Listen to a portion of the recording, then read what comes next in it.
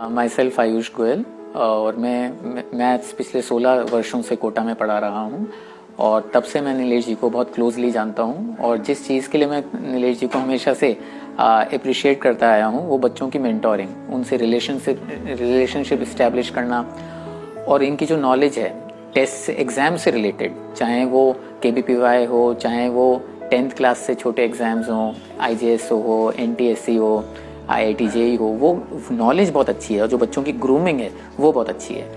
यहाँ आके जब मैंने इनकी पूरी व्यवस्था देखी तो मुझे खुद को बड़ा खुशी हुई क्योंकि मैं कोटा का बॉर्न एंड ब्रॉट अप हूँ और जब भी कोई कोटा के लिए बहुत अच्छा काम करता है तो दिल से मैं बहुत खुश होता हूँ। यहाँ पर मैंने देखा कि बच्चे एकदम एक होमली एनवायरनमेंट में रह रहे हैं। बच्चे को बिल्कुल ऐसा नहीं लगेगा कि मैं अपने परिवार से दूर आया हूँ।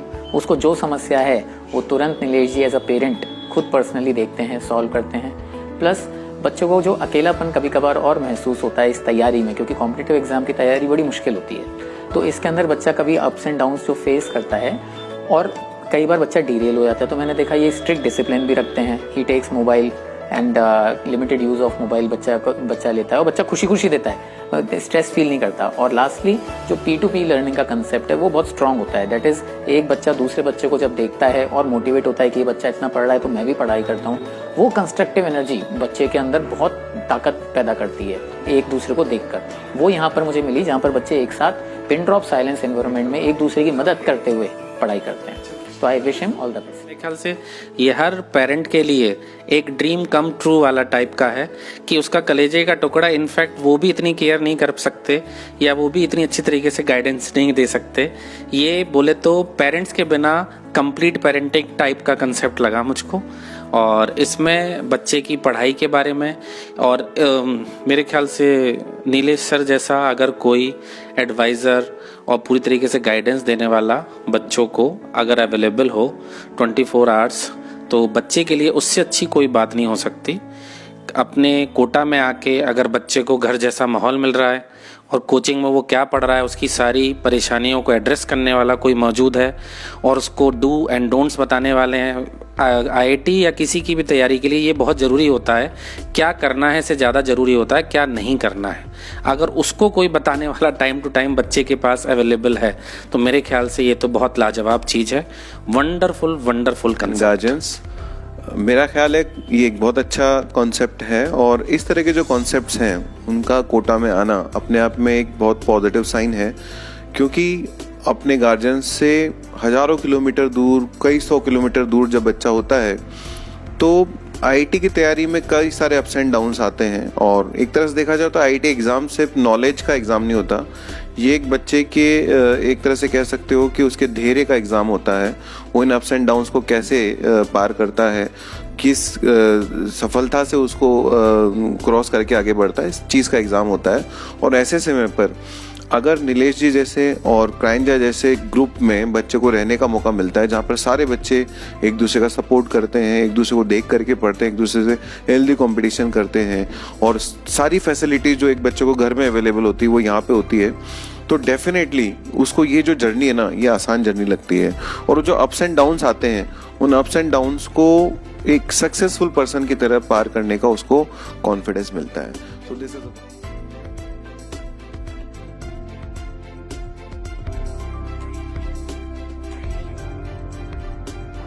बाकी सारे स्टूडेंट्स को जब पढ़ते हुए दिखते हैं तो काफ़ी इंस्पिरेशन भी मिलता है। कोरोना के टाइम पे जब मैं घर पे थी तो वहाँ पे कुछ भी नहीं था और जैसे IIT JEE की तैयारी करने के लिए कुछ भी नहीं था, मतलब किसी का गाइडेंस नहीं था, कोई ग्रुप स्टडी नहीं थी। अब यहाँ पे जब से मैं आई हूँ तब से ग्रुप स्टडी है। लॉकडाउन के टाइम पे जब मैं अकेली पढ़ती थी तब कभी कभी मुझे ऐसा लगता था कि मे बी मुझे एनजाइटी या फिर डिप्रेशन वाली फीलिंग आ रही है, क्योंकि क्लास का जो माहौल होता था वो ऑनलाइन क्लासेस में नहीं मिल पाता था।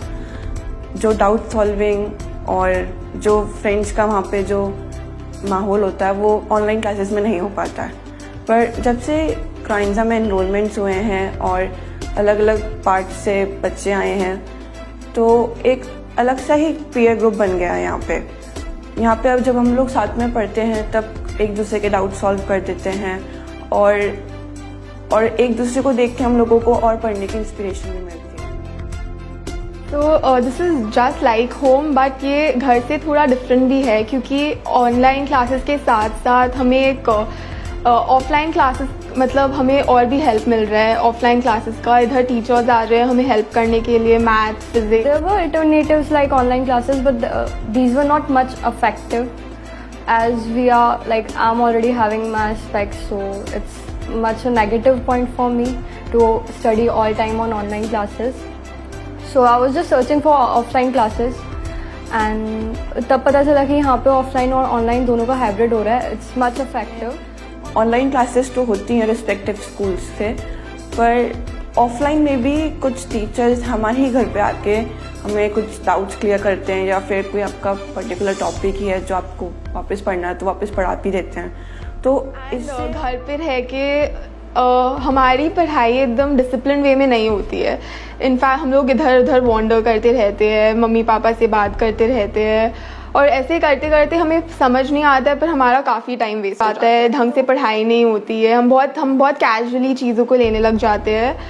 और इधर वैसा नहीं है क्योंकि हमें बहुत सारा गाइडेंस मिल रहा है, बहुत सपोर्ट मिल रहा है. यहाँ पे बोरियत का तो कोई सवाल ही नहीं है, बिकॉज इतने सारे लोग साथ में पढ़ते हैं and we live like a family here. और फिर कोई भी प्रॉब्लम आती है तो फिर Nilesh sir is very good, he always guide us. The food is great. मतलब हमें जो चाहिए हमें वो मिल सकता है. इनफैक्ट अगर हमें कुछ और खाने का मन भी है